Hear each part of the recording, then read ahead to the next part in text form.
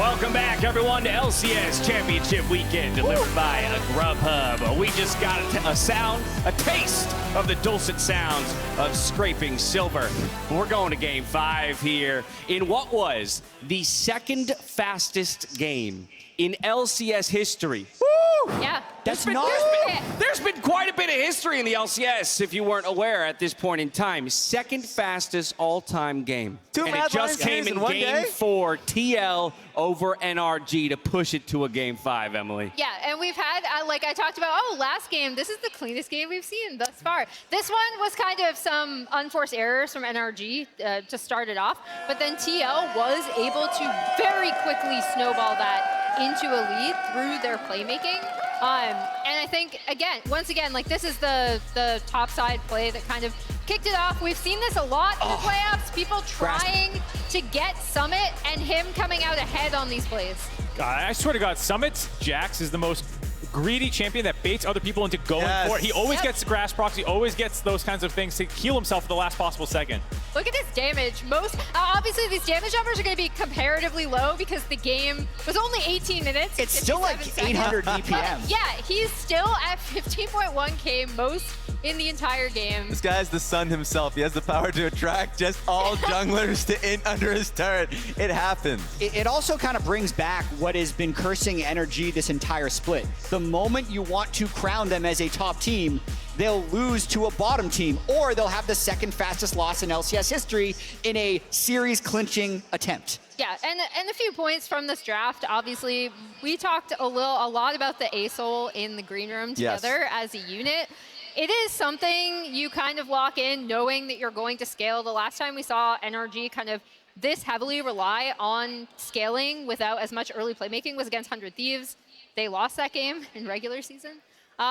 So it's another kind of, obviously there were the unforced execution errors, but also when a draft like this falls behind, especially with the Azael, it's that much harder to climb back into the game, especially with the playmaking on TL side. Yeah, it feels like a vacuum in the mid lane where you can either, like, in the best regions, you can end up like looking for a dive through mid lane, especially if you can pull in support, or just recognize, okay, if he's just going to basically continue to take waves through mid, then we're, as a unit, look for a bot lane dive. Just try and be a little bit more proactive. And I think we kind of talked about it already in the green room, as you've mentioned. It's just, you have been dominating the lane throughout the series. You feel like you can do this in laning phase because of how the past games have gone, and they were just wrong.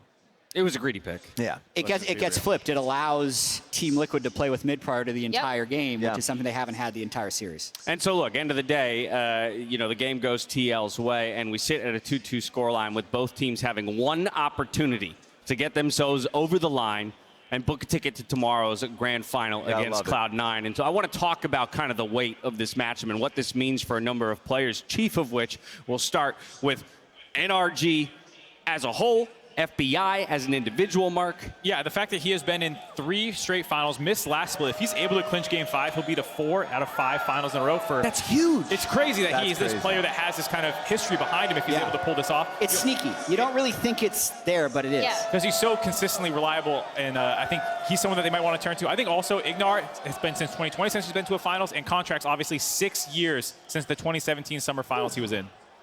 And by the same token, let's go from some of the guys who are trying to either get it done for the first time or continue to build their legacy to our world champs. Chief amongst which is Pyosik, right? We took a look at this graph earlier today, Emily. Yeah, so Pyosik is the first, he would be the first like defending world champ, right? To make it into a finals and potentially win it. Obviously, we do see Core's championship there, but that was not in his defending season while he was a current reigning world champion. And once again, I do like to point out, like, Pyosik's mental, like, I saw this man have a very bad game in the World's Finals. And that's kind of an understatement. He came back in that Game 5 DRX win, right? This is someone who is very used to being in positions where he's supposed to lose and has come out ahead throughout the past year. And if there's any time for the mental to kick in, of course you're looking at a Game 5. But even more so when the series has been messy at times, swingy at others, right? It doesn't feel like either team has a square handle on this series, and that's when you look to players like Pyosik to be a rock for the team. I agree, but I also think there's another player, former MVP, that has a big influence on here this series goes. I said it in my 3-2 TL prediction at the start of the day. This series is going to be a lot about Summit. And game 2, they won. Game 4, they won. When he's having big games, they are actually able to convert them to victory. Game 4 was about him playing like a psychopath, Contractz running into him. But Summit has had too many games like that for me to say that it is just luck. If he can play Summit League of Legends and get a 1,000 goal lead of 14 minutes, I think that's partially how TL takes this series, if he plays from ahead and carries the game. Now, Raz, I want to couch a lot of this TL conversation, though, with the fact that Game 4 was the first time we saw the teams flip sides of the map. And I don't know how much of that played into what was perhaps a greedy draft out of NRG. Well, NRG gets the choice in the 5th and final game. They will be on blue side there here. It is. And so I have to wonder how much of just falling back into the rhythm of games 1, 2, and 3 is all NRG needs to do to come away with a win. I agree. It's best to actually wipe that last game out of your memory, especially since you saw bad performance from your best players. Specifically Contractz, who's had a heroic just general playoffs. He has been so good. In the last series that we saw between these two that faced off against each other. There he is. There he is. He was faster than Pyosik on the map. He was up top lane much more consistently. Contractz is the guy.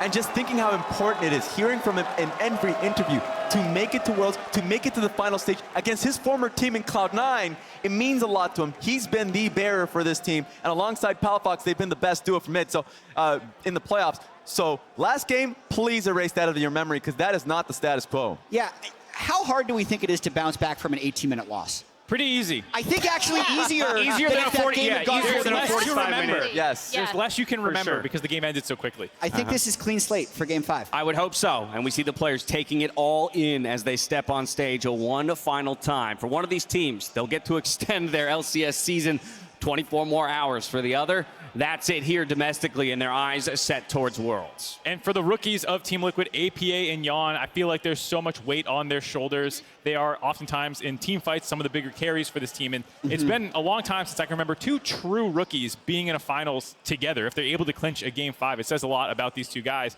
I mean, obviously there was the EG lineup, which had Danny and JoJo, but Danny wasn't a rookie actually at that point because he had played the previous split. So I don't know the last time we've had 2 rookies from North America playing in a finals together. There's a lot of throwbacks here. It's the 11th year of the LCS, but it's been 10 years since we've had 2 NA mids, true NA mids going to Worlds. Also, we have rookies being successful on the big stage. We have players like APA who play champions that no one else has. And we got big top lane carry in Summit. That one's not a throwback, but that could be the difference in this series. Balls would like a word.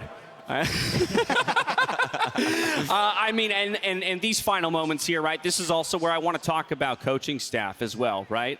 You know, so often they're going to have to be the ones who give that final word to the teams and set them off on the right foot. What have they learned while sitting on the sidelines during these last 4 games and have their last moment to push their teams in the right direction? Yeah, and I think you can credit NRG's coaching staff for a lot that has gone right with this team. Additionally, TL, you know, Marin leaving, Rainover stepping in, I think that's been a huge factor as well. Well, it's time for us to find out who our next finalists will be challenging Cloud9 as we dive into Champion Select for Game 5 and hand things over to Captainflowers, Kobe, and Azael. Thank you very much, Dash, and welcome back, everybody, for one last time today. NRG and Team Liquid head-to-head to decide who goes on to play C9 tomorrow. NRG's back on the blue side, and they are back to banning Ziggs and Cassiopeia, as Team Liquid will again not allow Jace on the map. I think they should follow with Viego and get that trifecta going for themselves. But I want to see, does TL ban Trist? Because I think if not guaranteed, Palafox is going to lock it. Kai'Sa's already banned out. So Then they get the Azir and they leave the Azir up. I think Palafox also happy to get that one. So either way, I think NRG will be happy with the outcome there. Don't ban one of them yourselves. Right here. 3. What'll it be? Viego. Okay, thank you. Pretty much what we're expecting. Team Liquid, what do we go with for the last one here? They've been banning Renekton. Chris. But Trist still up. I think it makes away. sense. Trist has been such a problem. Every time Palafox gets it in their previous series and in this series has been such an issue. Yes, he can go towards Azir. Yes, he has other picks. He has the LeBlanc. He has other stuff. But Trist is uniquely special in that you can actually push the pace in the early game and still scale incredibly well. You can play side lanes, you can do 5v5, you can kind of do everything with that champ. So I think Triss really makes a lot of sense as a ban. Well, for those of you at home who might not have heard it here in the crowd, as Yuumi was hovered for 10 seconds, there was a loud audible roar of a boo, as no one here wanted that. But NRG wanting the Xayah as their first pick, with Tristan Kai'Sa, those premier marksman-style champions off the table, they're going to go with the next one down the list, secure the Xayah for themselves. Do they take away the combo of the Rell and the Rakan here, put the Rell in the jungle, and use that as the engaged combo? It's been very effective early on in the playoffs. Yeah, I guess the question would just be what would the pairing as far as the AD be with it? You know, would they go towards something aggressive again? You know, they did the Draven earlier in the series. Would they go towards something like an Ezreal? Zeri, you know, I think has been a good pick for Yeon, and it's going to get locked in. So interesting stuff. You know, I'm curious to see now, is this going to mean it's going to be a CoreJJ Rell, or would he be willing to play something more like an Enchanter, which, you know, in the past would always one of those popular pairings? Exactly. Zeri loves having an Enchanter, a Yuumi, a Pocket Lulu, something like that. But Enchanters have fallen so far out of the meta because of the power of engaged supports. Yeah, would be risky to go for it, but, you know, we could also just see them going for something like a Nautilus for core, you know, be able to actually keep that Rell in the jungle. The Azir, as you called out, Kobe is up and available, so that's going to get locked in. Obviously, a good mix of AP and physical damage there already for the two carries of NRG. I think it's just so good versus the types of comps that Team Liquid usually run.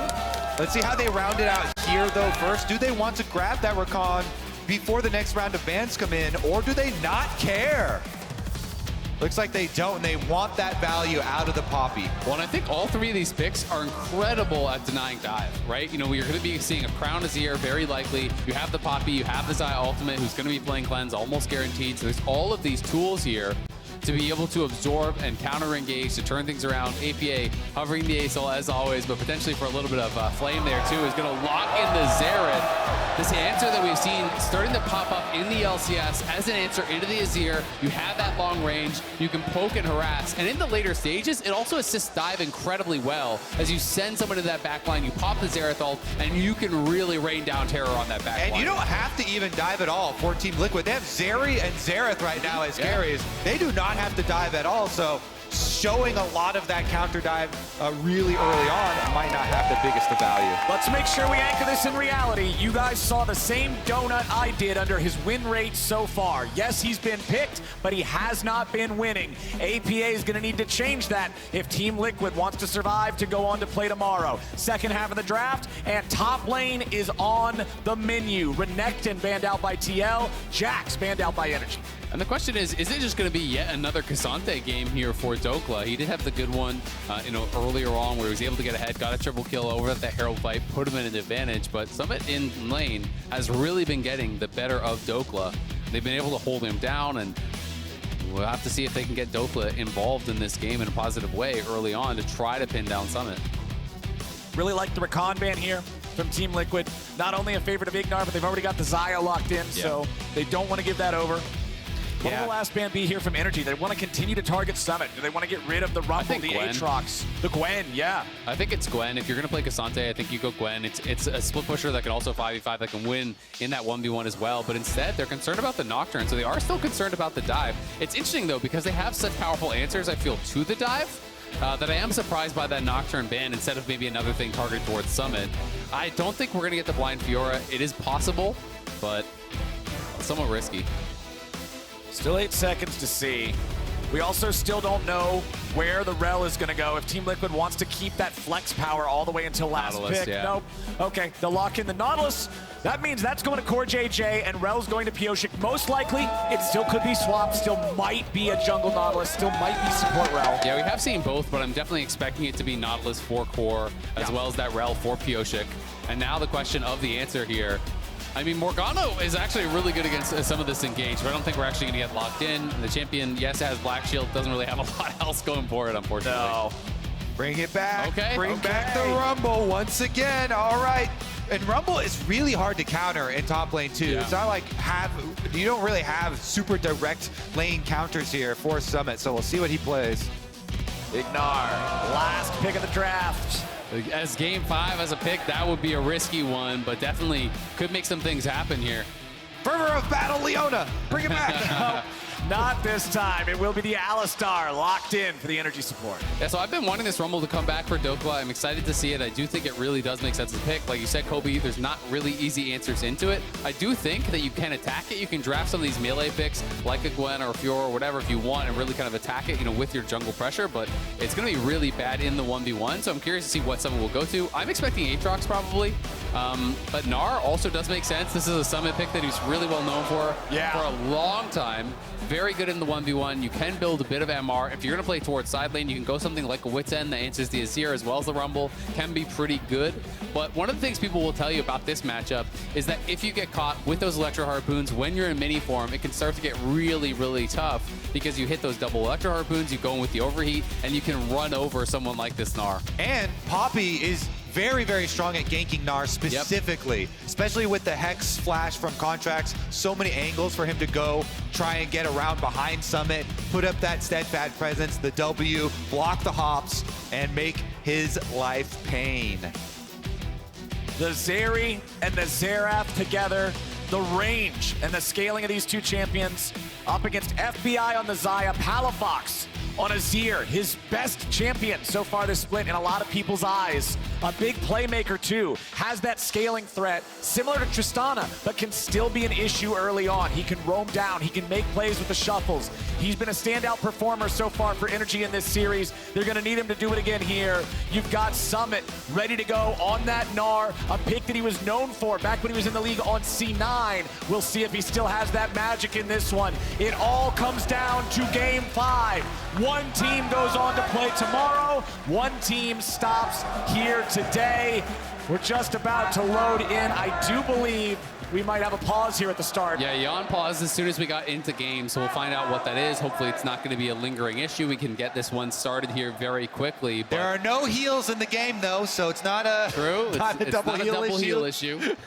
I'm excited to see this one. We haven't seen Summit on the Gnar for a long time, but yeah, this was definitely one of his signature picks, one of the things that he really made a name for himself on. He's so oppressive with it, really utilizes that Mega Gnar transform very well to just, he's willing to take tower shots, but heal up, with the fleet forward, with the transform, constantly pressure his opponent, force them to take trades in a way that few top laners do. And if we're talking about champion player combinations, I'm very excited to see IgNar on the Alistar. IgNar is notorious in the pro player circles of going on these very long and dangerous attempts at flanks, attempts at sneaky plays, wandering into enemy territory, and especially on champions like Alistar. On the big stage, this FBI and IgNar change that NRG made here when they took over the CLG team has come under a lot of scrutiny, and now that they're on this big final stage with one of the champions that he is so well known for, it's time to make a big move. Yeah, I'm excited to see, if they're going to be able to step up. I mean, in these games, right, these two teams are very evenly matched, right? We're here in Game 5. There's been some good games from each team. There's been some bad games from each team. It's going to come down, I think, to really who can step up for the squad in these big moments, because each game has really felt like it's been defined by one or two players, by people having these big games, really taking over. We're going to have to see who's going to be the one to kind of make that final big play, have that really good performance that can get their team over the hump, get to the finals, and get themselves a crack at Cloud9. I'm especially excited to see, how many early ganks are sent towards mid lane. This is the first time where we have the Azir let through, and Palafox finally gets his hands on it, and it gets countered by the Xerath that has popped up. The age-old trying to poke the Azir down, especially as we get later into the game, too. Those ultimate shots for either the Azir or the Xayah. So I do have an update onto the delay. There is an issue with one of the headsets on stage, so we're going to have the refs swap out the headset entirely, give the player a new headset. That's going to take us an estimated about 2 minutes, and then we will be hopefully able to get on in. I'm assuming it's Yeon that's having the issue since he paused, and you can see the refs talking to him. But obviously we want to make sure that the players, are set up to have their best possible game here. Exactly. You don't want to see the headset being the real-life version of a second heel. Wouldn't that be a fun time? So we'll get that one replaced. Hopefully get these guys into game ASAP. I think it should only take a couple of minutes, and then we will be ready to rock. Unfortunately, I think we're kind of in that weird mid spot where I don't have a whole lot more to say about the game, but we don't have enough time to read Skarner's lore. So how have you guys been enjoying our series here so far? Because honestly, this is delivering everything that I wanted out of the lower bracket final. This has been a bloodbath back and forth. We've got to see high highs and low lows from both teams just absolutely swinging on each other. And I think it's really delivering exactly what I wanted from these two squads. You know, I really hope that we're going to come in and we're going to see them play towards their strengths. Both these teams are incredibly confident. They're going to go for aggressive plays, which sometimes is going to have you land on your face a little bit. But they really have, I think, showcased why they are here. They've showcased their strengths incredibly well. All right, while we wait for the pause to resolve, let's hear from Contractz about why today's series comes down to him and Pyosik. It's the Pyosik show. Pyosik is... he's probably the second best jungler in the league after Blabber in this playoff series, or in this playoffs in general. I think he's a very smart jungler. He plays very well for his lanes, and he plays very aggressive. I think he's always trying to like be in your face and just trying to invade and permanently gank. And so if Pyosik's not showing on the map, he's gonna be somewhere in the lane. I'm very excited to play against him. I think we both speak to each other with pretty good regards. I think it's gonna be a very aggressive, very fun series. I think it'll come down to a lot of objective fights, a lot of skirmishes. I think it'll be kind of a battle of mechanics, I'm going to be honest. I think we're just going to be fighting each other permanently. This seems like the type of teams we are, so I'm excited. And while there is no question what this series means to Contractz, I think there's going to be a lot of conversation about what he can do here in Game 5 to get his team over the line and make it back to a domestic finals. Those of us on the analyst desk are back here to talk with you all while we continue to work through this pause and resolve it to make sure the players get in, playing the smoothest possible game. Yeah, I mean, I remember when Contractz first started for C9 and he was supposed to be, right, this next, like, superstar jungler for C9. I remember interviewing him that week and he was so nervous, even though it was like an off-camera interview.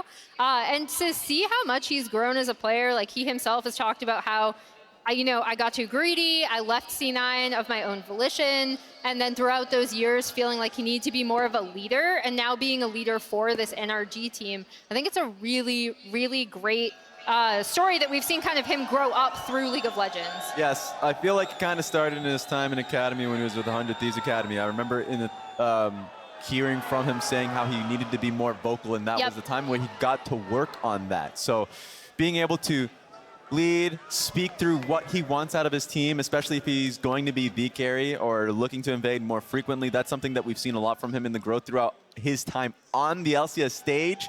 I remember when he was on the CLG, he was like, okay, he may be bottom 5 junglers, where this split, he was definitely contesting Pyosik for All-Pro. I think that's such a cool story for NRG and him, Dhokla, and Palafox all coming together and having these highs and lows throughout their career. It makes it so both these teams in this match are very easy to cheer for. You have them with like the redemption arcs, and for the side of Team Liquid, they're hilarious off camera, and then you also have the double rookies trying to step up, make it to finals in their first year together, and that is also such an easy story to rally around.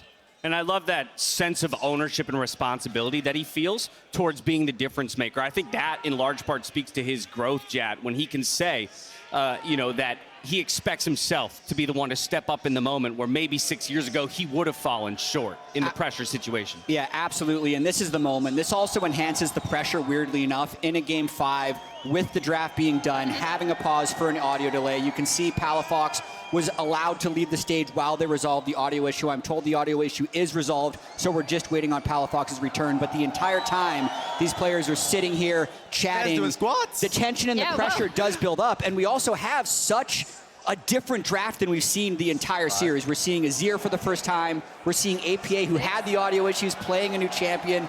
Dhokla's got to keep the blood flowing. Solid form, man. That's a decently deep squat. Heels on the floor. I love to see it, and I also think I see an NRG jacket making its way onto the stage as we speak. So hopefully moments away from loading into this all-important game number 5. NRG on one side, Team Liquid on the other. As you mentioned, Jat, the comps are already locked in. There's nothing left to be decided, nothing that can change. It's just the play to be made on stage. Cannot wait to see both these teams load back onto the Rift. For Team Liquid, having to activate on totally new champions. All right, well, there you have it. The teams are ready, the players are set. And that's my signal to hand things back over to Captainflowers for the call.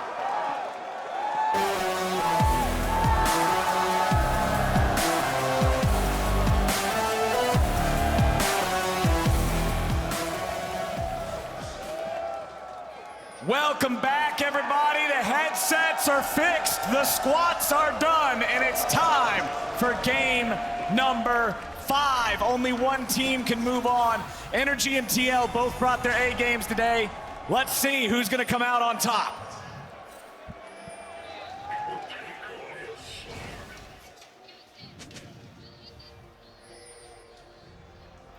All right. Have to see who's going to try to strike first in the early game here. We heard Contractz talking about his respect for Pyosik, for what he has been able to accomplish here in the LCS. I think Pyosik really has been stepping up in playoffs, playing really well for the team, has been a difference maker. And I think TL as a whole has really been able to evolve throughout playoffs, because really in the regular season, everyone knew they had a great early game, but there were so many criticisms about their mid game, about their inability to close out games when they got leads. They've shown over the last 3 series in playoffs that that hasn't been nearly as much of an issue for them. And they showed in the last game that they don't even have to let it get to the mid game. They ended in the early game. That was pre-20 adaptation. That was pre-20 minutes. We're not going to mid game. We are running this straight to the Nexus. And that was in large part due to Pyosik on the Lee Sin really playing off of the early lead that they got from the top dive from Contractz, giving over that first blood. This time around, it's going to be a face check towards the Tri-Brush here, see how much damage is dealt. A little bit. It was Yeon that came out on top there. Man, the skin that APA chose here was really flipping me out for a second, because the color palette is the same as Nico when she's disguised. So I was thinking it was a Nico disguised as Xerath for a second, since we've seen so many Nico games today. But now he is finally on a different champion. Xerath is all It's a good disguise. Skill shots. All skill shots. You can miss every single thing you shoot on this champion. So I really want to see how accurate he is over the course of this game. Yeah, absolutely. I mean, that is really what it is all about. You know, Ziggs is somewhat of a similar champion that way. So I do think he's pretty comfortable on these style of mages, you know, these kind of artillery mages or whatever you want to call them, that Ziggs and Xerath are. Palafox, though, really nice little sidestep. Says dodged everything there. Yeah. Since you said that, APA has not been able to land any of them. Of course, a miss or a dodge? I'll call it a dodge. They're all going through the minions too, you know, trying to push the wave, blah, blah, blah. But Pyosik coming top. He wants Dhokla.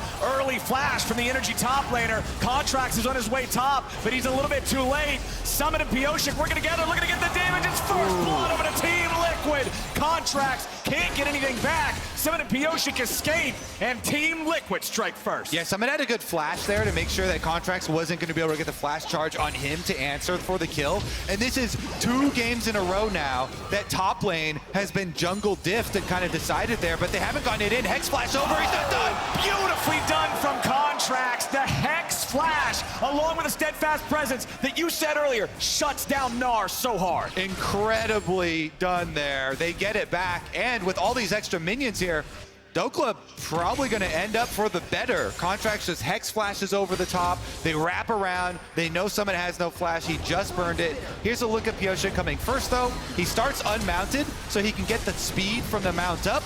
Goes in there with the flash, gets the flip into the Q stun, and they know they've got the first kill. But Dhokla trying to do as much damage as he can here to Summit to try and get a counter kill, and ends up actually benefiting so much from now Summit not having that flash. Yeah, absolutely. You know, they chunk him down. That was really, really big. And then is able to get in there with the steadfast presence, be able to have the grounded on him. They get the kill.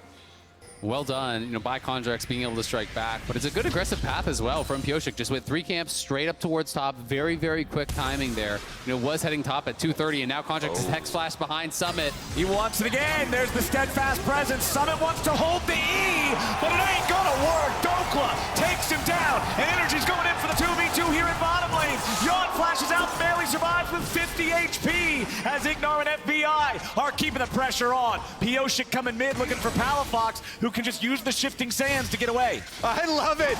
Keep your voice warmed up, because the only break in the action actually comes. It only comes from pauses. If the game is going, then these teams will be fighting. Bottom side now, with summoners blown, both of them off of Yeon, FBI and IgNar are able to push the wave in before retreating here, before Pyosik heads down.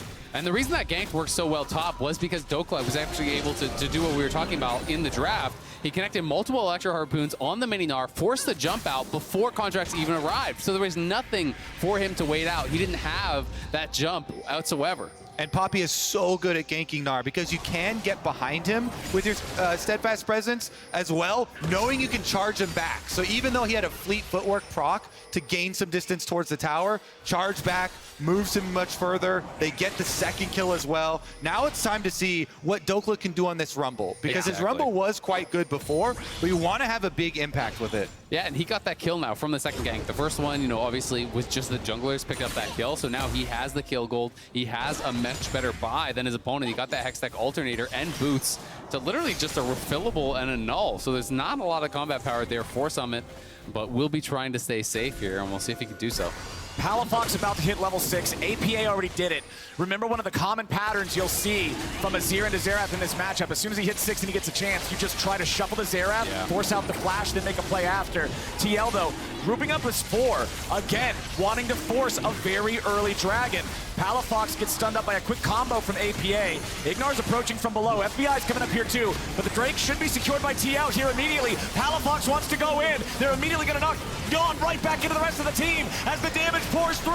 It's going to be Palafox killed first, traded back for Yeon. 1 for 1, and Team Liquid take the Drake. IgNar having to escape now from CoreJJ and get out of the way of that dredge line. Wants to try to use the terrain, make sure that it blocks him, but it's going to find him still. Contractz coming back to reinforce his support, and NRG walks away. Again, tied kills there, but the objective goes to TL. Yeah, the objective goes to TL. Palafox didn't end up using his ulti, went very deep, but then I guess just didn't see an opportunity to get it down, so ends up dying for it. They do kill off Yeon, and they're going to lose a bit of farm here down on that bottom side. IgNar potentially could step forward and interrupt that base, but will not do so. TL definitely coming out ahead in that exchange. You know, it's not just the dragon, it is the lost gold on that bot side. Yeah, Team Liquid taking advantage there. Really good setup. They started super early on it. You see Contractz was up on Gromp too. He walked all the way down trying to get there. Couldn't get there in time, so by the time the fight broke out, they had already gotten the objective. That overheat there was actually, you know, just barely mistimed from Dhokla. He hit the second Electro Harpoon. If you hit double on a mini Gnar there, you can drop the equalizer and really go for that kill. But unfortunately for him, he overheated with that second Electro Harpoon and wasn't able to actually get that equalizer down, so ends up just having to take that small trade. Yeah, the magic resistance shred does stack, so if you get both, it's such a big boost in damage. Contractz here with just the Merc Treads, but the extra 2 kills to his name now. I really like the early tier 2 boots rush on Poppy, because it helps you get those angles for the wall bangs when you're repeat ganks to make sure that you can continue snowballing those kills and assists forward. IgNar's here in mid. Yeon and CoreJJ trying to just farm up against FBI, and IgNar, as per usual, swapping up the lanes a little bit, but you can see Palafox rotating up to mid now as well, as Pyosik's coming around from the side. Immediate engage, throws his opponent's support right over his shoulder. IgNar in trouble with the equalizer. Trying to turn around. Palafox with the combo and a wombo. It's a double kill for Dhokla, and they call him Big Dokes for a reason. What a play from NRG. The layering of the equalizer right into the feather pull there from FBI, roots him up. You shall not pass. Palafox swoops in, knocks him back into it. What a combo from NRG. Yep, it's the double root that makes that play possible. You can see the idea from Team Liquid, though. They wanted to take advantage of that level 6 from Pyosik. He goes in on the Rell, gets the initiation onto Alistar, who doesn't have Alistar ultimate to peel here. They think they'll have plenty of time to get the damage done, but boom! Damn. FBI gets the double root into Palafox. There's your Azir ultimate. holding it just for now, gets the double knockback out of it as well. They get 2. Nice little bonus on top of getting the Rift Herald. So that is a tremendous amount of gold. That was huge. That was just such a perfectly played combo. The timing on the feathered pull, the layering of the equalizer, and Dhokla back that previous Rumble game. You know, you said it, he had a great game. And I think a big part of it was the placement of the equalizer, which isn't always that easy to get those perfect angles. He was on point on the first time around. First equalizer in this game, absolutely on point. We'll see if he can keep it up. Beautiful team play from NRG working together there, knowing that they can back IgNar up, stop TL's aggro from working out. Contractz and IgNar making their way up to the top lane now with a control ward in the tri-brush. Very stop pink them brush. from just rushing. A little bit suspect. Suspect on the double pink wards here. The communication breakdown, Flowers. Are they? Okay, Summit recognizes. He's like, these dudes are not just going to stop here. I got to be really careful about this. Contractz is going to take the opportunity to steal away the Krugs, at least, from Pyosik. Doing a much better job staying on pace with Pyosik than in game number 4. Absolutely. Well, yeah. Okay. That's an understatement. Everything was, this game was like lost by this time in game number 4. Okay. All right, they knock away the enemy jungler and then try to engage on Summit. Meanwhile, bottom side, Yeon and CoreJJ with a 2v1 against Dhokla has him trapped underneath the turret. Yeon wants to farm up a little bit more plate money. IgNar going in. They want to try to make the dive happen on Summit, but it's going to be beautifully turned around by Team Liquid. So far, they won't be able to find the damage, and Contractz nearly dies. NRG does not get what they wanted from this one. This was really well played by TL on the top side. First Summit reactively flashing to Contractz flashing in because he had the step first presence on him. He was trying to flash behind him, then Xayah back into the team. Summit reacts there, and then they engage, but now the equalizer is going to cover. TP comes through as well. Exactly. Dhokla dropped the equalizer on the wave, meaning if they try to dive him, they're not going to be able to survive the turret. Can CoreJJ get out of here? It looks like with the Spider-Man through is going to be able to get out. Palafox can't chase him down, so the teleport here used as well for NRG, and that leaves mid lane open. APA is going to be able to get a turret plate for himself in addition to having teleport advantage over the Azir. And Dhokla has just now teleported back up into the top lane. The Drake is spawning in 2 seconds. Team Liquid already claimed the first one earlier. They're setting up around this bottom side river for the second. Pyosik's going to immediately secure the Scuttlecrab for it. Here's the thing, though. TL not really that far behind. When you look at the kills, you would expect it to be more of a lead for NRG, but they've done a good job farming. They've also taken plates in all 3 lanes, 3 in bot, 1 in mid and top. So TL really staying competitive here in the early minutes of this one. Plus 1,000 gold. A nice little tidy lead for NRG, but now it's Team Liquid looking to make the play here in the bottom side. IgNar and FBI hanging around a little bit. Pyosik is going to use the sweeper just to make sure. He's confident, Hex flashing over the wall. He'll find IgNar. Remember, the Cal does not have the ulti here. Still a quarter of the cooldown remaining. NRG summoning up reinforcements from mid in Contractz and Palafox both. Looks like Dhokla's walked down early for this too. Meanwhile, they see Summit up at the tower. So it should be an NRG Dragon here. Team Liquid have no way of evening up the numbers. They just want to get turret plates for Summit in exchange. Yep, Palafox and Contractz, total control over the pit. No approach from Pyosik, no smite even available for him. So the Drake's going to equalize there at 1-for-1. Nicely done there by NRG, grabbing it back. But again, the gold lead getting even closer now here for TL. So pretty much dead even at this point as Summit just farming plates on top side. APA TP back towards mid. He's just shoving it in there. And TL are just trying to make sure that they stay close as far as the gold lead is concerned. And we'll see if someone can start to really kind of take over in the side lanes, because that is one of the strengths of Gnar. Yes, you have that Mega Gnar for the team fight, but you can also play through side lanes, especially if he wants to itemize towards a bit more MR. You know, it's going to be Triforce first, very likely, but you know, could go towards something like a Wit's End if he is really concerned about the AP. IgNar's got flash, and it looks like NRG setting up a possible play onto APA. Yup, Palafox immediately with the swoop, trying to find the Xerath. They get 2! To follow up here with a Keeper's Verdict. It's Contractz and a killing spree. Pyosik is headbutted back over the wall by IgNar, so it will not be both kills. Palafox went in. APA tried to flash, but Palafox matched with the flash, swoops him back in. APA gets nowhere with the summoner and does get taken down. Yeah, they were setting that one up for a good 35, 40 seconds, waiting in the fog of war, trying to make this play happen. And off of that play, they go for the jungle invade. Yes, look at Summit immediately just getting jumped on by Contractz here with a wall bang, taking him down to 400 HP, while in the bottom lane it's going to be a 2v1 against FBI. The feathers fly and he stays alive for now as Pyosik reinforces Summit up in the top side, and FBI survives the dive. Neither side going to get any kills from these plays. And it's actually a 2-for-1 ult trade there. FBI under tower feels pretty good about that one. Able to grab the rest of the CS. Meanwhile, the 3-person squad from NRG here has to call it quits as well. Yeah, I'm a little bit surprised Yeon actually let the ulti rip in that situation, but now they could look for a redive potentially. FBI has to be respectful of this. You can see IgNar's coming down.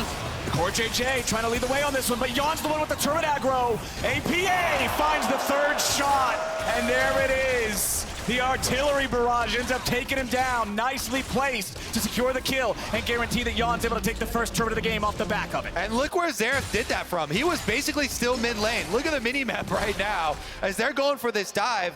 FBI knows that this hook is coming, tries to wrap around the tower, can't do it, and all you have to do for Xerath is get to right here on the map, ultimate in range, add that extra bit of damage, even though FBI tries to go for the 1-for-1 on Yeon there with the tower on him, just back right on out, and that Xerath damage is the diff. Yeah, it was pretty well played by FBI, though, all things considered. Dodged 2 of those ultis, didn't use his flash in that final moment, but also a really well-placed hook by CoreJJ. And I say this unironically when it's good use of the lollipopping from Nautilus, because the best Nautilus players really do understand how that works. So he throws it just to the side of that turret. Immediate engage coming out from IgNar. Contractz right next to him. Pyosik's the only target they found here at the start. They got him down to about 300 HP as Dhokla's waiting to enter the fray, but Summon's coming up from the flank. Team Liquid, their jungler's very low. They got to be cognizant of that. IgNar still has the Alistar ulti ready to go. Palafox missed the swoop, but APA's going to die to the equalizer. Dhokla goes on the rampage as Yeon flashes out. Contractz falls back away from Yeon's DPS, and Summon's ready for the Gnar entry. He ain't going to find it just yet. Nice double knockup coming out from the support as IgNar gets it done and flashes back over the wall to survive. Yeon won't get anything with the zap as the soldiers move forward, and CoreJJ engage. He wants to find it. Summon won't get anything. A massive double root from FBI.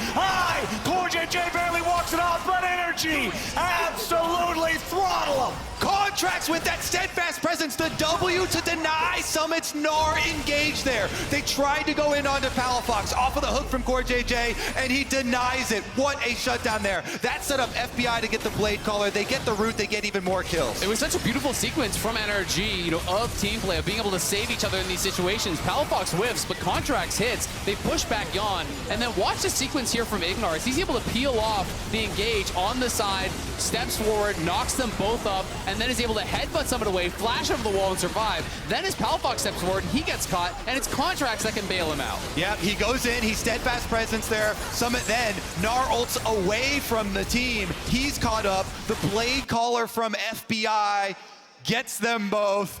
NRG picking up the extra kills, and the entire coaching staff are on their feet. You can see the little smile as well from FBI. He's having a great game, and he's got a lot of gold in his pockets now. Wow. Being slingshot ahead of where Yeon is, and look at the damage from these guys. But there's a donut that Kobe's pointing to. You always got to point out the goose egg.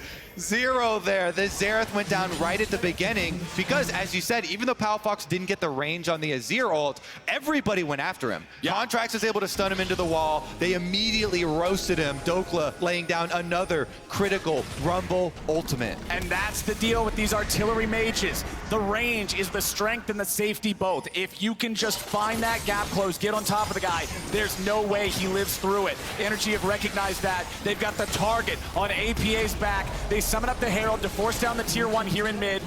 Yeon firing the zap back over the wall. Summon in the meantime took the tier 1 in top, so that'll be an even trade. The Drake is alive for the 3rd time this game. It's NRG with control over that bot side river as the Herald collides into the tier 2 turret mid as well. Still, it's such a slight gold lead for NRG. It's really nothing separating these two teams, so it's going to be all about the execution.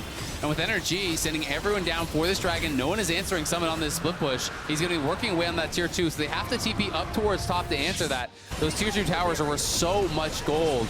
Dhokla has been moving towards the team, looking for the 5v5s. That means he's going to fall behind and farm, but he has a lot of gold for now because of the kills, because of the action he's been involved in. And there are a bunch of bounties on NRG players' heads right now, despite the gold overall in the game being fairly even. You were talking earlier about a lot of that gold coming from turret plates, and that's one of the biggest benefits of turret plates. They don't get taxed by the objective bounty system and by the bounty system on the champions either, and so it is still very competitive here. It's also worth noting, it's not going to be a Crown of the Shattered Queen that we've seen so much of. It is going to be Landry's. This is going to be much higher damage from Palafox, but also does mean he's more vulnerable to the Rell engage, to the Nautilus engage. Of course, you don't really want to go Crown against the Xerath who can poke it off, so it's definitely understandable, but it's just worth pointing out that if they can get that perfect engage on top of him, he could go down in a hurry.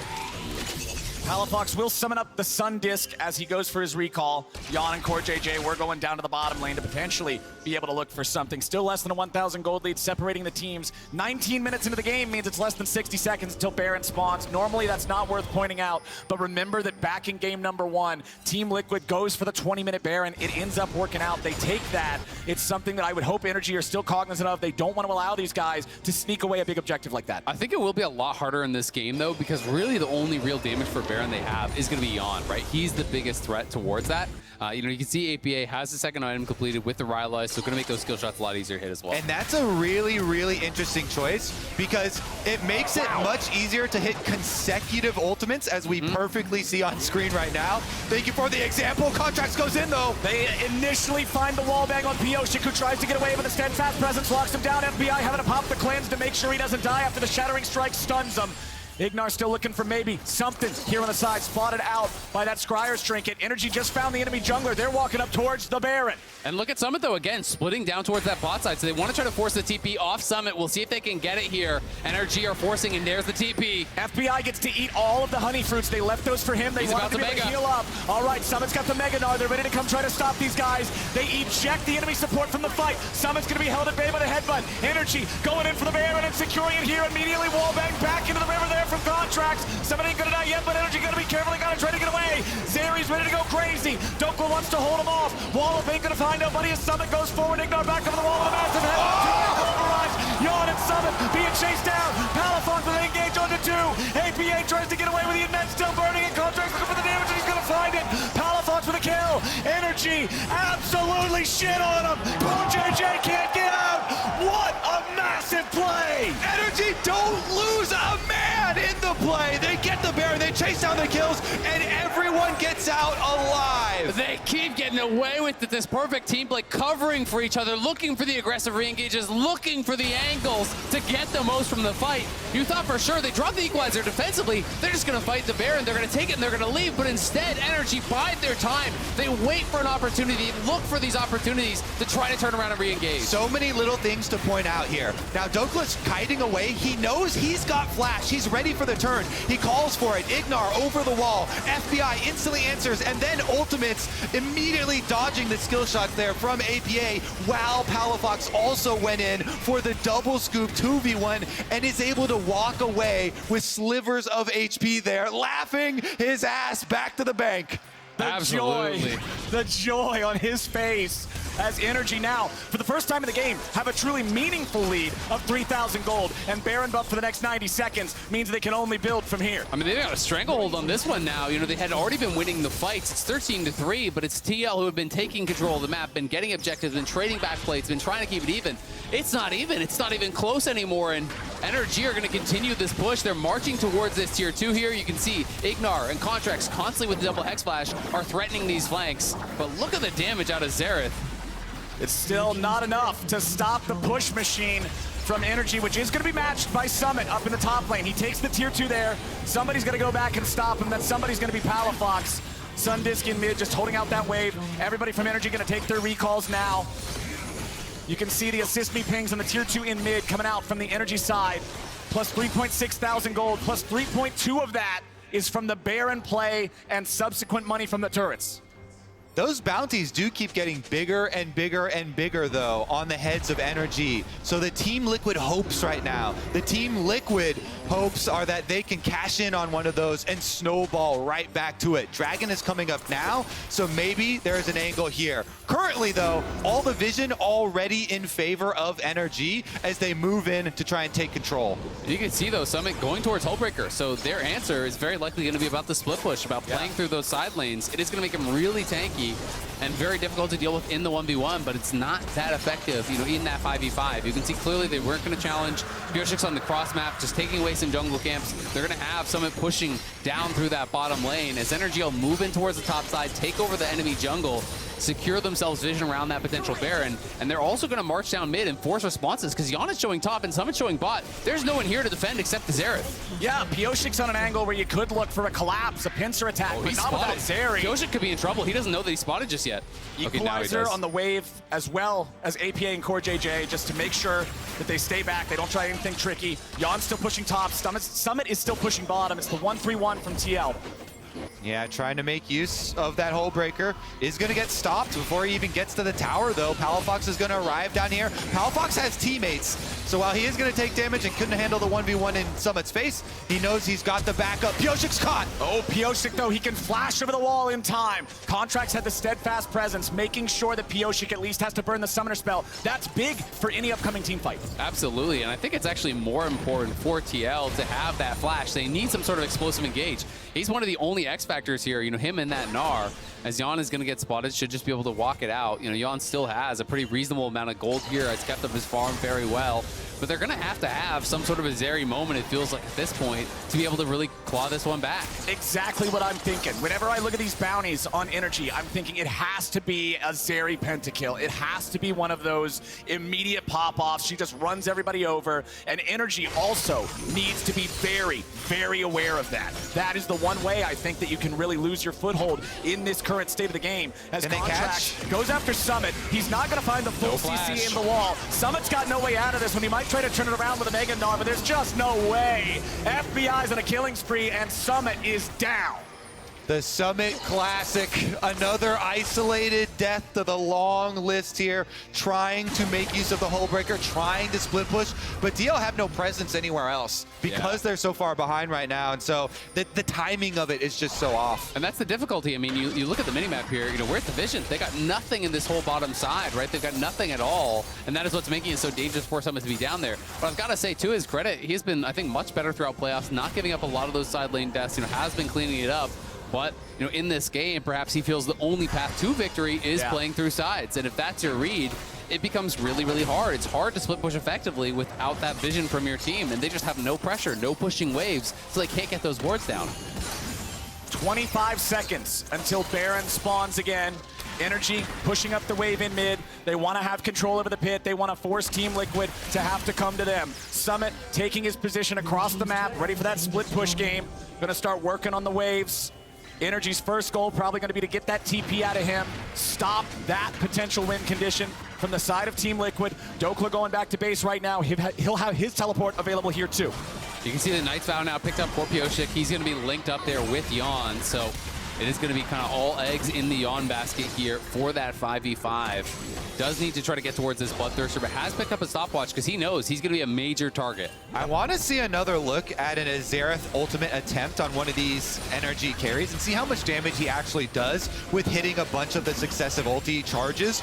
Because of the change where they do get amped damage from being able to hit, there's 2, 3, 4. Yeah, 4 of them nearly kills FBI, and with him chunked down, Team Liquid's moving up. And Summit can keep pushing. Summit doesn't have to TP now. That is the biggest thing here. Summit doesn't feel he has to respond, so he's just going to go for the base. FBI's still healing up off of the blue. Pyosik's ready to contest the Baron as the equalizer comes down, and Team Liquid's having to back away now. CoreJJ, Yeon, and APA all taken low. IgNar goes over the wall trying to stop Pyosik, but the Baron isn't low enough. Summit's still working on the tier 3 back of the base. The Baron's taken low. It's going to be secured by Palafox of all people. Dhokla with the flame spitter. Pyosik won't get anything here with the Magnet Storm. APA firing back as CoreJJ's taken low. A TP coming in from Summit. He wants to join the team. Dhokla will be sacrificed for this one. IgNar might just go down too. He's stuck far away from anybody that might be able to help him. He's going to try to recall. Still escaping. Goes for it. Baron empowered recall might just get him away. He's gone.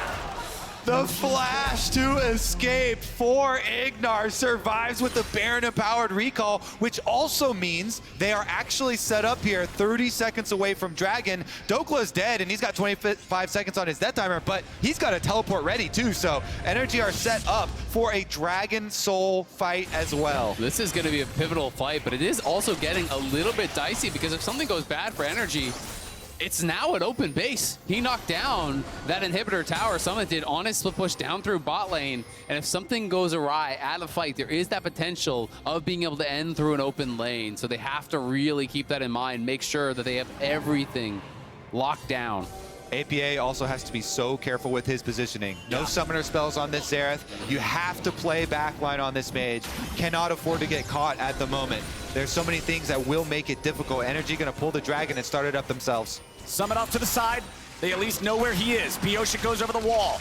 Last cone, ready to take him into that pit. They're firing off those Xerath ultis. They won't find FBI with him this time. Sidesteps all 5. That is huge. That is massive for NRG. They're starting to DPS the Drake, but they got to be careful. They don't want to allow Pyosik to try to flip it and steal it away. Equalizer down to everybody. They eject the enemy jungler. The Dragon is claimed. The soul belongs to NRG. Really clean stuff there from NRG. The equalizer to zone them out. Contractz gets the ejection. Looking for an aggressive play there, but it's TL trying to push up through mid. No equalizer on Dhokla, but they have the Baron buff down through bot lane. They're going to go. Yeah, and Dhokla can handle the wave. He's also got teleport to come help end with NRG. NRG are pushing hard. Flash. Yeah, IgNar was ready to go. He wanted to see if he could catch Summit, but he won't be able to do it. Dhokla's still defending back in mid as NRG are going to force the issue. Find their way into the base, fight through the tier 3, looking for inhibitor number 1. They'll get that one immediately. Yeon is still back in the mid lane. He won't be able to join up with the team just yet. 4-man squad from NRG on the retreat. They're gonna call it after the inhib. There's so much pressure in this situation. NRG can see it right in front of them. For Contractz, we've been talking about it all day long. 6 years for him to get back to finals, and they are almost there. And now with that Mountain Soul here for NRG, it's going to be that much more difficult for TL. You know, when you're down, you talk about getting a pick, the X factor on these plays, but that is that much more difficult to be able to burst through. But something good working for TL is third item is done for APA and Yeon. And he's level 16. Stopwatch. Yep, 16 as well. So if APA can connect with these ultis, he can chunk someone down. You know, with the GA done for FBI though, that becomes that much harder to have him as a target. I feel like it has to be Palafox that becomes his target. Yeon to the Rookie of the Year, the Zeri that might be able to carry. So much hope in this guy as he jumps in mid, potentially looking for an angle there on Dhokla that he will not find. FBI steals away the enemy red buff. And look through bot again. Walks up to claim it. Right of the Arcane, looking at Palafox, but honestly, not hitting enough damage. Only 2 of those shots connecting. IgNar jumps in for the headbutt pulls, but it ain't enough to find any kills just yet. Yeon approaching from below as Summit is still split pushing towards the enemy base. Yeah, it's Summit just going through that bot lane. It's about when they're going to be able to call his bluff. NRG either have to engage or they have to answer. They need to make a decision quickly. If they hesitate, they're going to lose their inhibitor for free. And now Dhokla is going back, so NRG really have bungled this a little bit. Dhokla very slow to base. They thought they could look for an angle to engage. They can't get it, so they lose an inhibitor for free, which buys TL some time here through the split push. You've got to be decisive when you're playing against someone who is this hard committed to playing side lane. Bottom lane inhibitors both down for now. Look at the timers in the bottom left part of your screen. It's 3 minutes until the one respawns for Team Liquid. That also lines up pretty close with that Elder Drake spawn timer. If nothing else, that will determine the fate of this game. Contractz sees Yeon, but he's got nobody else near him. There's no way to make a play out of that one. Baron spawning in just over 90 seconds here as well. This game is on a knife's edge. I have to say, with both inhibitors on bottom side being down and being matched there with Baron on the other side of the map, how are Team Liquid going to get around this setup from NRG where they have Poppy ultimate, Azir ultimate, and Alistar to try and keep any smite steals from Team Liquid out of that Baron pit? And the damage from Team Liquid right now is so far behind on schedule because they are behind on items that it really becomes hard for them to make up in these team fight setups here around Baron, and NRG are transitioning over quickly. It absolutely does, but the question is, you know, if you hard commit 5 members over towards the Baron, what if your bases get stopped? You now have no inhibitor through bot. You know, what if someone can commit to ending the game? They don't necessarily have to win a 5v5 if they can orchestrate that in the right way. And you also have to always worry about, even though they have Soul, when Elder comes up, Elder doesn't care about what else you have. Elder almost doesn't care about the gold lead at that point. If you can get the Elder, you can change a game completely. Whoa, that is quite the TP. He's TPing for a bot to top to just push out. They're not going to fight. They're not going to fight anything. Teleports are available for the other solo laners in the game. APA, Palafox, Dhokla. Palafox misses the ulti, but Yeon's immediately going to get comboed. The power of IgNar to lock down the enemy Zeri. The stasis won't keep him alive. IgNar gets the shutdown as CoreJJ is going to eat the equalizer. Pyosik and Core both very low. Pyosik dies next. Flash wasted. NRG finding a huge engage. They don't have to win the team fight. They get the pick in mid lane, and NRG are waiting, arms open for Baron's arrival. Pyosik is one of 2 dead. Yeon is the other. There is no hope for Team Liquid to try to fight this. Maybe you try to steal it with a Xerath snipe. That's the play. They take it low, and Contractz secures it. NRG with the Baron off the back of the 2 picks. It's IgNar showing up huge. That is such a big pick, because not only did they get Yeon, they got both his summoners and his stopwatch. That insult to injury there. TL so heavily on the back foot. Palafox tried to go for the angle here, does not actually connect. Looks for the sweep, was a little bit late there on it coming through, and Yeon was able to sidestep up above it, but then in comes IgNar. Dokla's behind him. There's just no way out for Yeon. Yeah, honestly, it's been back-to-back team fights where the Azir ultimates are just distraction ultimates, and someone else makes the big engage. It was Contractz in the previous one. Yep. It is IgNar in this one. NRG have multiple engage options. Summit is on the flank. He's coming from Shadow here, but he has no Megadar. He's walking up. What is he doing? Summit! Summit! He's dying. Summit! He's in Guardian Angel. He's going to resurrect, but he ain't going to have anything, and FBI is on a rampage. The split pusher is down for 55 seconds. And that could be the straw that breaks the camel's back here. He dies without even a hint of a Gnar bar. He had nothing going for him, and now, look at IgNar. He's positioning on the side. They can go! Contractz goes in. Equalizer over the top. Yeon is locked down. Palafox has killed him. Surely that is the game. Team Liquid heads straight back into the fountain. Palafox using the stasis to survive the right of the arcane. NRG on the victory march. APA is engaged on. He will melt. He will burn. Team Liquid is done. NRG are going to make their run to the finals. Contractz will return here after all these years. 20-4. NRG take the series. You can even change the name of the organization, but the faith remains. NRG going to finals. What a series out of NRG. Contractz, FBI, Palafox, the whole team stepping up in this final game. Dhokla, massive rumble game. IgNar with the engages. It was truly a team effort here for NRG as this series went the distance, absolutely delivered. But NRG are able to come out on top thanks to that teamwork, thanks to that team play, and the belief in themselves that they can be greater than the sum of the parts, that they are a team who can challenge for the championship. And they're going to have their opportunity to prove that tomorrow against Cloud9. Man, how good does it have to feel for these guys? FBI, with all those return trips to finals, making another one. IgNar, the man who was known for his engaged champions back in the day, absolutely smashing Zeri in what can only be described as therapy for solo queue players over the last couple of years. Palafox finally earning his spot.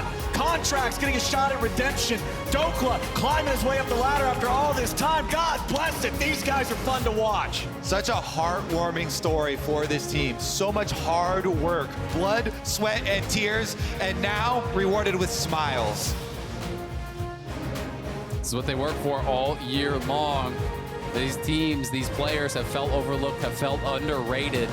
No all-pro players for NRG. Not a single one got voted in first, second, or third team. I voted for 2 of them. I voted for a couple as well, you know, just saying. But, you know, they have been overlooked perennially. Didn't win coaching staff for the split, but here they are. This team that really no one, I think, was expecting to get this far, are already guaranteed to go to Worlds, are now going to be fighting for an LCS championship.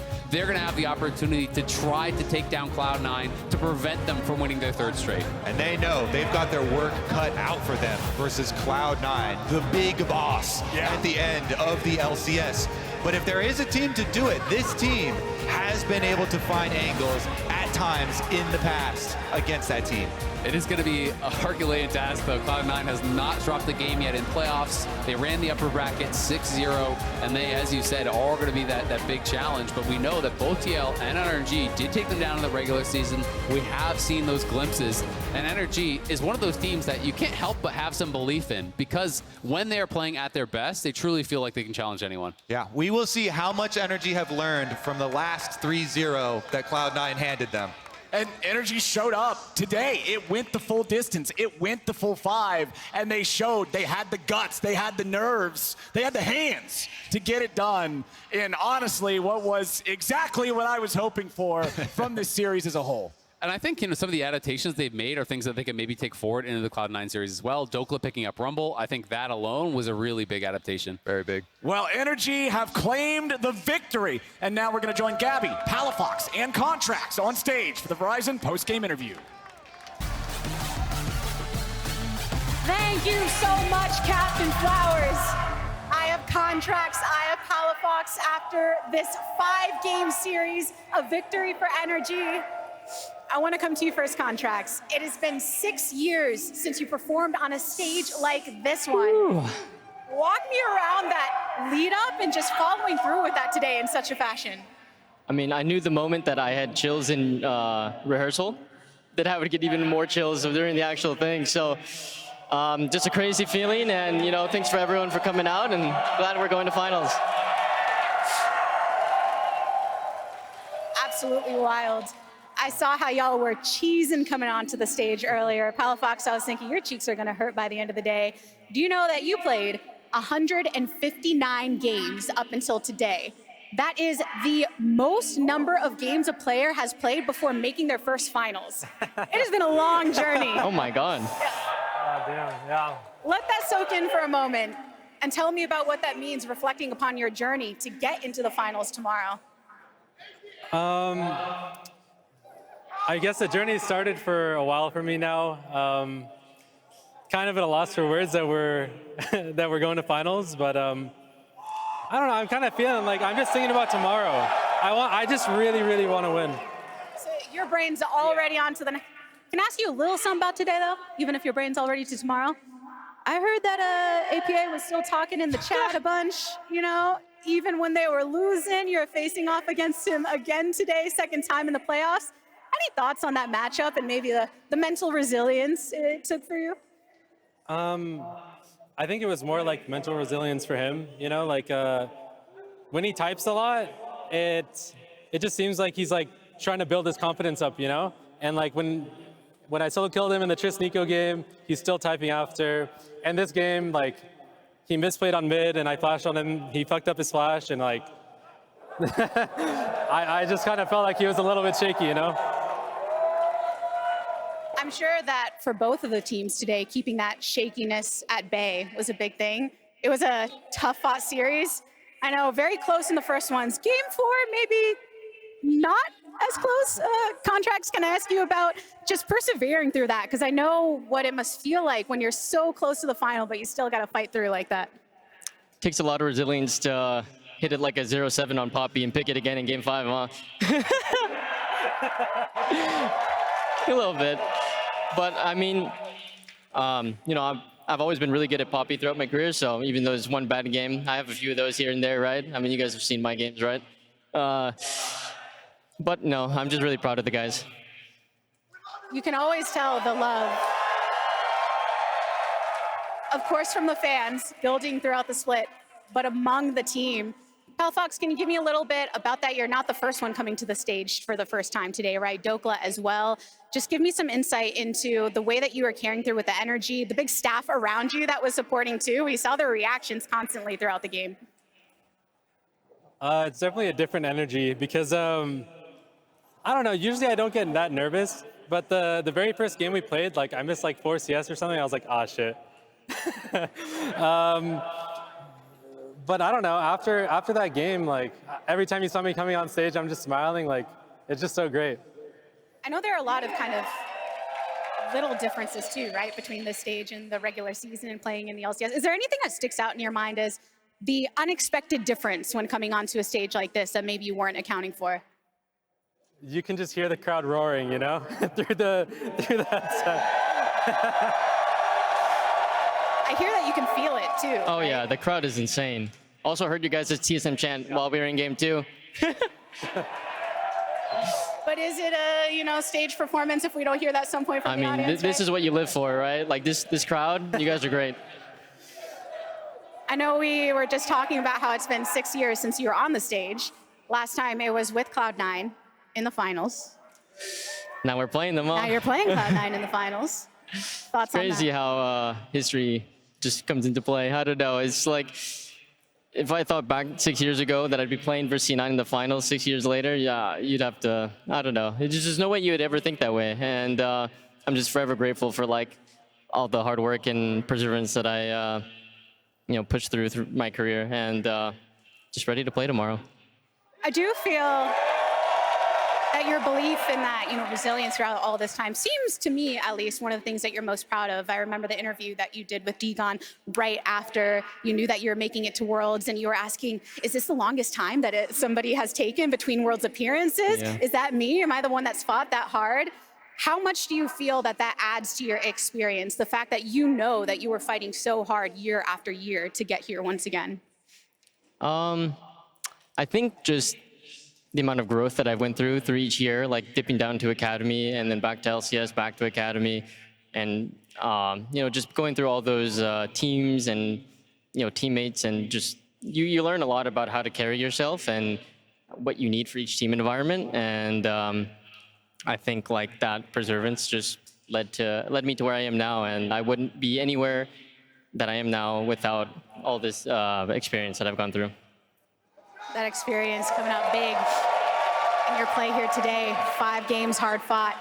Palafox, I want to get your thoughts on tomorrow's matchup as well. You're just talking about facing off against APA. What do you think of M&S on the other side? Is he going to be shaky, or is that somebody that you're worried about? I'm not really worried about who is on the enemy team of C9. I just know that if we play a good game, we're probably going to win. So. Love that confidence. Contractz. Words for everyone that has been cheering NRG on today. I feel like every time you perform, we hear more and more NRG fans right behind you. Yeah, I mean, I have no words for the crowd. I mean, you guys have been amazing. The roar every time we walk onto stage, it's just unimaginable. Good stuff from y'all today. Good stuff from the entire team. Congratulations on making it into the LCS Finals for Summer 2023.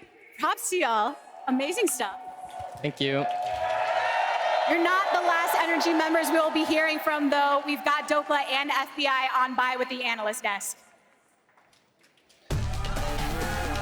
Thank you so much, Gabby. Great to hear from the two of them, but we'd be remiss if we didn't speak to a couple more of the victorious members here from NRG. We got Dhokla, we got FBI. First of all, gents, congratulations on the grueling 5-game victory. But I want to go straight to you guys on your journeys throughout all of competitive league. As we dug up this old relic from your early days, the two of you on Sin Gaming together. There it is. Oh, look at that. To go from then to now, having qualified in to the best of 5 tomorrow, LCS Finals. Dhokla, I'll start with you, man. How do you reflect on that? I don't know. It's really hard to think you'd end up here in the LCS Finals. I mean, I'm glad I'm doing it with Vic, especially first player teammate I've had, and now it's the best moment of my career so far. I like that. What about you, FBI? Okay, you're fine. Because coming in from Oceania, going to North America, having the journey that you've had as an individual, tell me about how it feels to be in the finals. Again, it just keeps happening. Well, obviously it feels good to be in the final. The last 2 times that I was in the final was not great, but yeah, I'm feeling really confident for tomorrow. I think with this squad, you never know where you're going to get. So it might be a 3-0 either way. Hopefully we roll the dice and perform well tomorrow. Heads up. Obviously, Dhokla, this is your first time in a big stadium, and I know Palafox already answered this kind of on stage, but I wanted to ask you what it was like coming out, hearing the crowd. And then for FBI, were the new to stadium members of your team kind of nervous, and did you do anything to calm them down or give them any advice? I mean, I was just looking forward to it because it's the goal of every pro player, play in front of a stadium, in front of a crowd. Can't really get better than that. Just the walkout is really sick, hearing everyone cheer your name on. Just everything that goes with it is that is so cool. And when you make a big play, you hear the crowd shouting TSM. I'm hovering Yumi. They're booing. Everything part of it is just really, really enjoyable. Yeah, and I think I don't think there were actually too much nerves. I think the first time that I played in the stadium, I was shitting bricks. Yeah, I'm really happy that the team, especially the new players like Niship, Palafox. Did Gnar play on a big stage? Yeah, he probably did. Yeah, he played versus Team One. Yeah, he took Team 1 to 5 at Worlds. Yeah, I think everyone was. I don't think anyone was really too nervous. I think maybe there were a bit of nerves with Palafox in game 1, but then he showed up in the later games and you saw how the matchup went. The game 4 incident. Oh, yeah, we were going to get, don't worry, I wasn't going to let you go without talking about a little bit of that. What happened with the double heal incident? That's a question. Okay. Dude. What happened is I thought I had cleanse. Well, I did have cleanse. Yes. And then I was checking my runes again like last second just to make sure.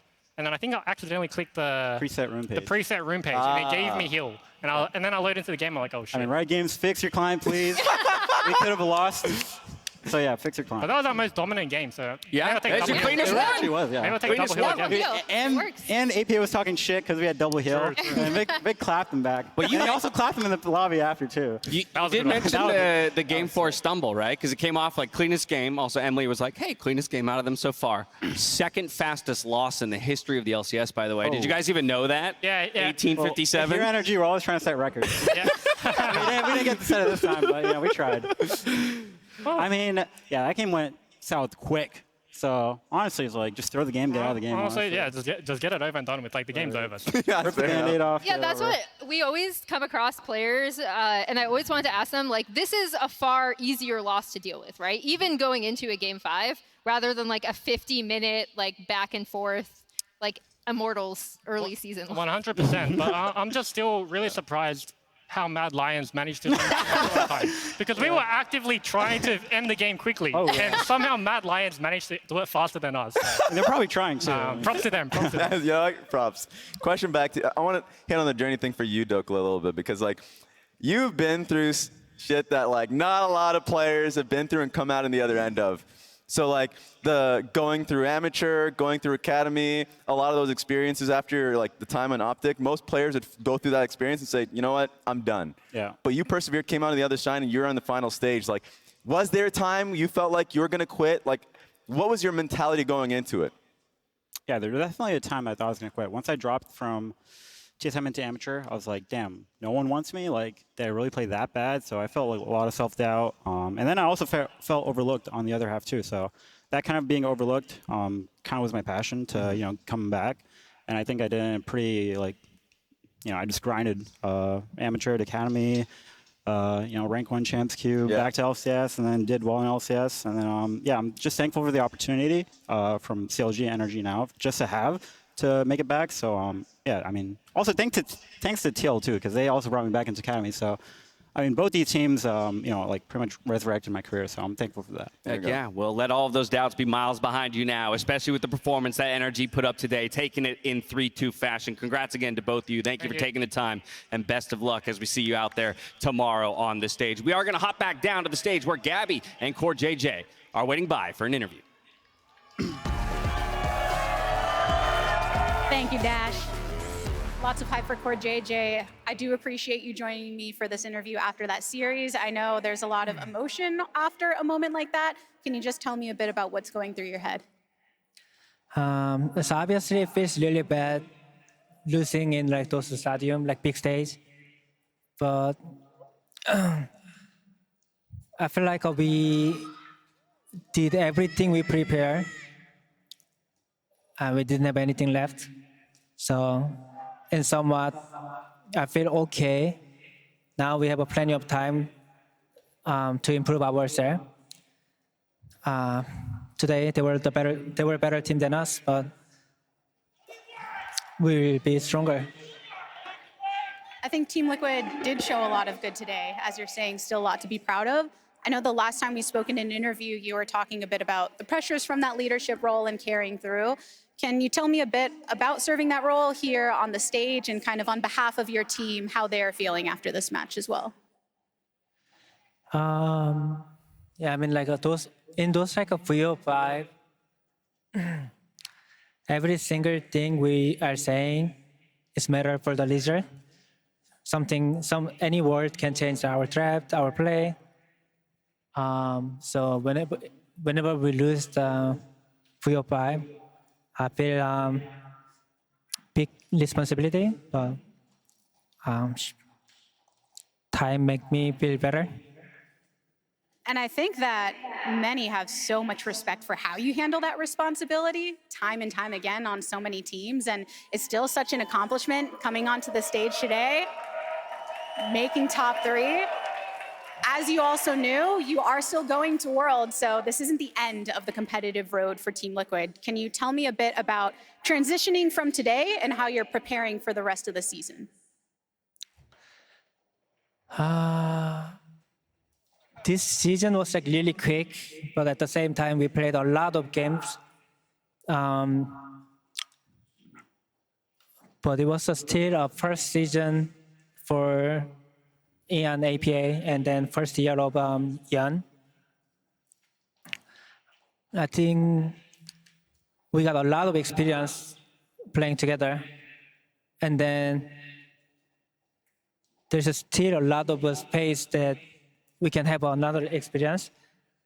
I'm really positive going into the world. I think we have a lot of time to improve what we need and then what we can be like stronger. We've witnessed a lot of growth, and it sounds like even more growth to come. As I have you on the stage right now, for those cheering on Team Liquid, what would you like to say on Team Liquid's behalf for the LCS fans? I'm sorry for all the Team Liquid fans cheering us like for winning our LCS. I'm big sorry, but I will not sorry for our world performance. Yes. We have more to look forward to from you and the rest of the team. Again, CoreJJ, thank you so much for joining me on the stage. Back to the Dash and the analyst desk. Thank you so much, Gabby. Undying respect for that man on the stage right there, CoreJJ. The way he approaches the game competition and has pushed this North American scene forward. As he really does lead the charge, I think, when it comes to the way that players approach the game in the ecosystem, bringing up young players, like he mentioned in APA and Yeon, who had a big task ahead of them today and performed more than admirably. Yeah, absolutely. I got to see firsthand for about a year CoreJJ's work ethic, how much he's involved across every layer of the organization, not just his own role, but also working with the academy team, working with scouting grounds players, right? He was duo queuing with Spawn and Yeon in scouting grounds to originally bring him into the academy team. So he's been building or helping to build this Team Liquid team for over 3 years now. So even though they didn't win this split, he's not going to stop grinding. Exactly, and while you can feel the weight of the loss that it sits with him in that moment, he already is talking about Worlds and the expectation that they will deliver a performance that should be, you know, they should be proud of, that fans should be proud of when they get there.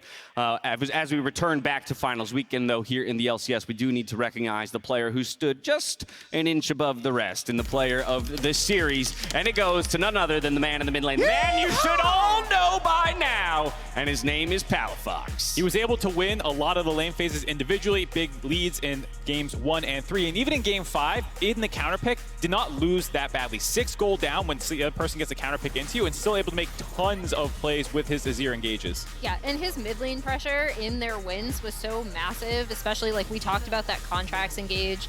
We talked about how he was going to match up with APA, and then his team fighting has also been absolutely stellar for this team.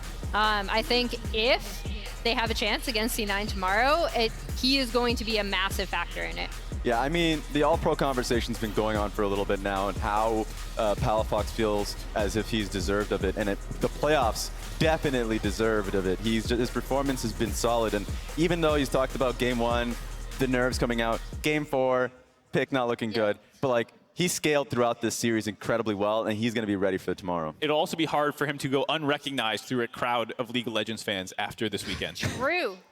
He's gonna end up hating us for it. He's like, I can't go anywhere now. It's funny. You're gonna miss the anonymity when it's gone. Yeah, I just read a tweet of his that he just sent right now, where it's like, at the beginning he heard a lot of TL chants, recognized they were TL fans, but by the end he saw the NRG fans. So more and more people are recognizing Palafox. And you know what? I think that's a perfect way to talk about NRG and their journey, not through just this playoff bracket, but over the years. Again, that core of 3, the addition of FBI and IgNar, and the fact that they, as the 4 seed, can make this kind of a run and impress so many. Yeah, number 1 seed versus number 5 seed. I'm just saying, last summer playoffs, the number 5 seed did win. Who's team? What's the out? You got it. You got it. They also came through the upper bracket and 3-0'd a lot of people. It's not that comparable. The 5 seed won last summer. Fair enough, Jet. Just squint your eyes. Don't Mark, look too close. just go one layer deep. Don't go multiple layers deep. bad, one layer deep on that. I mean, let's talk about it just briefly, because I do think, again, popular belief is that Cloud9 should be heavily favored. But again, we were in a situation where 4-5 were playing to challenge the 1 seed to begin with. So already in a number of ways, this postseason has not gone to chalk, or the way that history dictates it would. They're gonna hate it, but I'm gonna bring back the P word in potential. Oh, no. Because you heard it from FBI and Dhokla when they were on here, right? Where they're like, the only people who can stop us is us. And I'd agree that there, again, like small points where we see something approaching what a ceiling could be like for this team, how intelligent they can be, and then the next game, they run it down. So in order to have a chance against beating C9, they absolutely have to be more consistent. Well, there you have it. A lot of potential looking to be fulfilled tomorrow in our grand finals. A reminder that tomorrow the finals start at 3 p.m. Eastern, noon Pacific. We'll see you all here for the last battle between Cloud9 and NRG. And until then, you stay healthy, you stay safe, and be good to each other. Good night.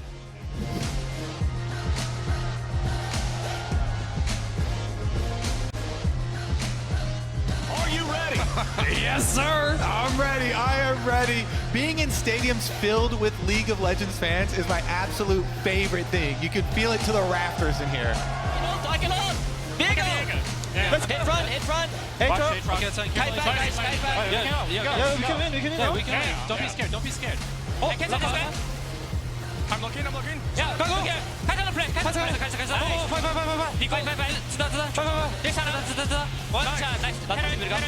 Here's the stun from Sejuani. APA's down to a quarter HP. Pop Blossom ain't gonna do it. And CoreJJ's the cherry on top.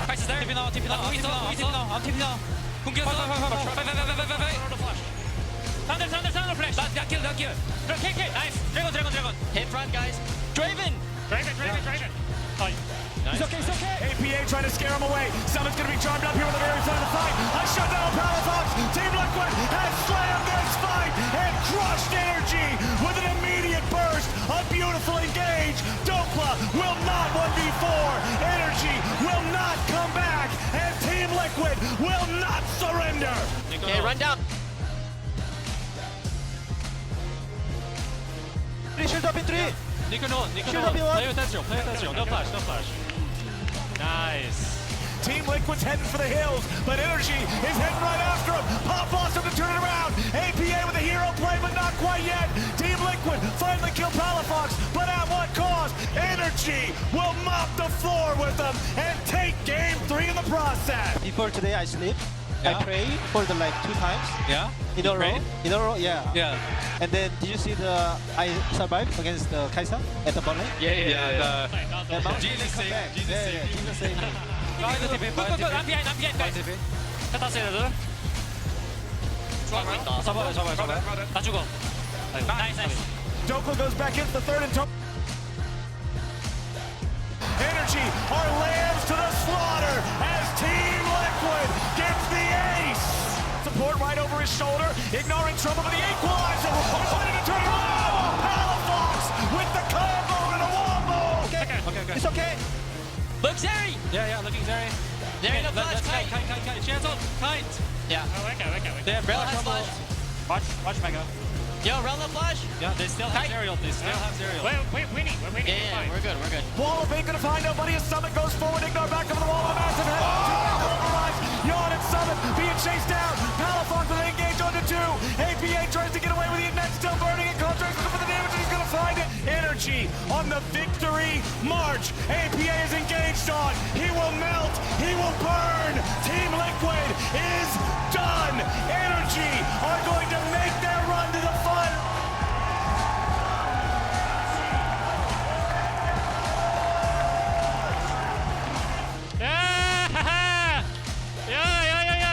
What record? What another record? Everyone handshake, okay? Handshakes only. We're going to finals, boys. Let's go.